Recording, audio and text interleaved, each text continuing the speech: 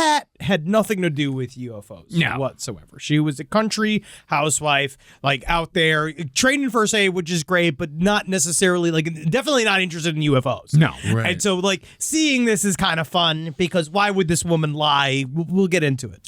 Also, if you do have anything on your body that turns a different shade of green, yellow, red, it's melanoma. It's a melanoma. Or it's mesothelioma. Perfect. Mesothelioma. Wow, you know how to say it after all your doctor's visits. That's all it takes. What else? If they asked you, have you be like, is it mesothelioma? Did you go to Camp Lejeune? You go to enough pulmonologists, you're going to pick up a thing or two. Well, it's like your one.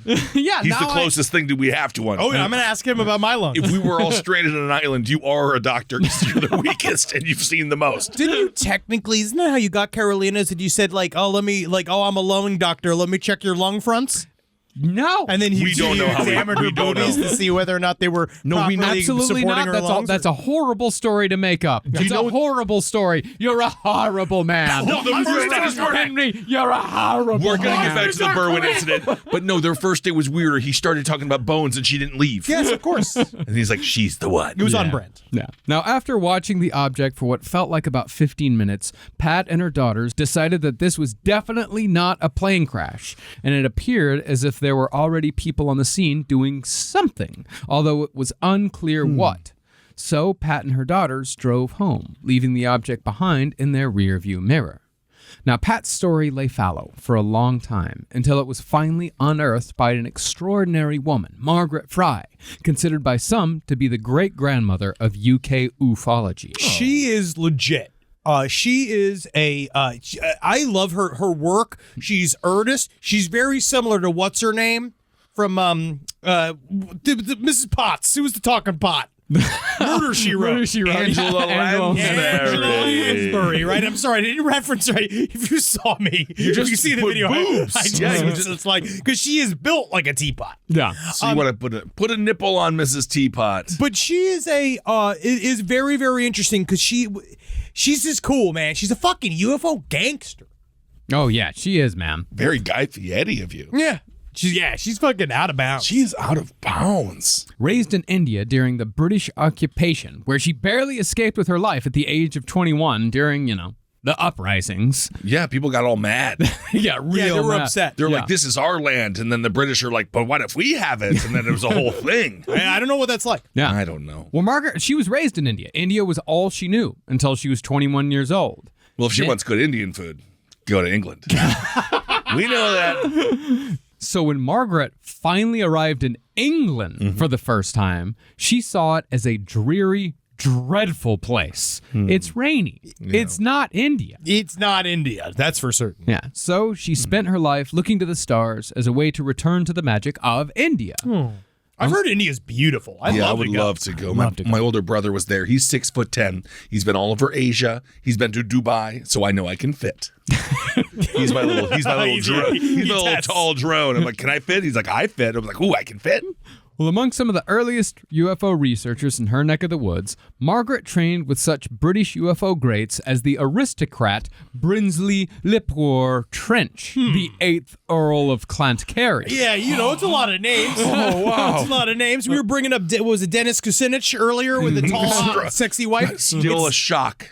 It just seems very analogous. Yeah. Right? You're talking to the 8th Earl of Dork. Yeah, great. What? Wow. Clantcarty. Wow, Clantcarty. Wow. Well, Trench was also vice president of Bufora, a member of the Ancient Astronaut Society, and the editor of the Flying Saucer Review. So you mean tell me he fucks? Yeah, I like him. He's interesting. Well, the Earl's specialty was a focus on hollow Earth studies, which led go on. Hey, this is what I want the royalty to be doing. Yeah. This is what they should be doing. Oh, yes. Yeah. Just focus on hollow Earth. Yeah. Well, that led him to the controversial conclusion that the world was not spherical, not flat, but rather sphere-ish. This is what I'm talking about with ufologists. What does that mean? It's round on the sides, but flat at the top and the bottom. I just think that I'm just so... It's this ufology thing where they have to pick one specific... very highly specific idea, because that sort of makes sense. We're a spinning ball. We could maybe be, but how flat? Are we talking like full on like hamburger shape? Pretty flat. That's dumb. I mean, like maybe not like a mesa on top and on bottom, maybe not tabletop, but pretty flat. Flat enough. Flat enough. Yeah, flat enough where when, the astronauts went out and took the picture of the big blue marble, he was surprised. Whatever. Oh, wow. Truly, whatever it takes you to not have systematic sex with children, Yeah. I'm fine with. Yeah, it is bizarre, though, because the only people that could ever believe what he's saying is a child. Yeah. Yeah. Because he's But they a just moron. were friends. Those are his academian, Yeah. peers. But I like that ufologists choose majors. No, I get it. I want love them it. to. Yeah. But Yes. It's just more Yes. saying like UFO or saying specific words that they decide are the way Sure. you say the words. affectations. Yes. Yeah. You fight about that, you don't get to the substance. That's the idea. For example, I love saying ufologist. You do. Yeah, that's my thing. You're allowed to. I've actually given up that ghost a long time ago because I'm not going to control everyone's language because I'm not fucking some kind of Twitter person. No, you're not. I'm looking at, you can say ufologist even though it makes me mad. It's ufologist. Whatever you say, you are allowed to say. You notice that's how against it, I can't even say it. Yeah, I know. But I'm just happy to say I won. Yeah, sure. You know what? The one thing is about getting older. Choose your battle. Let go. Yeah, that's pretty cool, Marcus. The way you say that's pretty cool. But regardless of how unconventional the beliefs of the Earl of Clantcarty might be, Earl Brinsley Trench was still a highly respected name in British ufology when he was alive. And Margaret, the founder of the Welsh Fellowship of Independent Ufologists, she was one of his top proteges. The reason why they call me the Trench is because the clavicles between my excrement areas are so far apart, I do not need to wipe. Deep perineum. All right. It's all deep. One deep, elongated, furry furrow. That if you were to gaze upon it, you would know, it is too late for me because you are either my dead wife or my proctologist. Well, fantastic. Now, Margaret began collecting witness statements concerning the Berwyn Mountain incident soon after discussing it with Pat Evans, almost 20 years after the event. And she soon found that Northern Wales was quite busy that night in 1973. Cool. A local hotel manager said that he remembered the incident well because he had been host to military men that night who were all having interesting conversations. Is this Skyrim? What's happening? That's cool. Yeah. Great. The hotel The manager. innkeep? Yeah, the innkeep actually has some interesting information. They know "Got a any lot." work for me, and he does. That's awesome. Yes. He has a mission.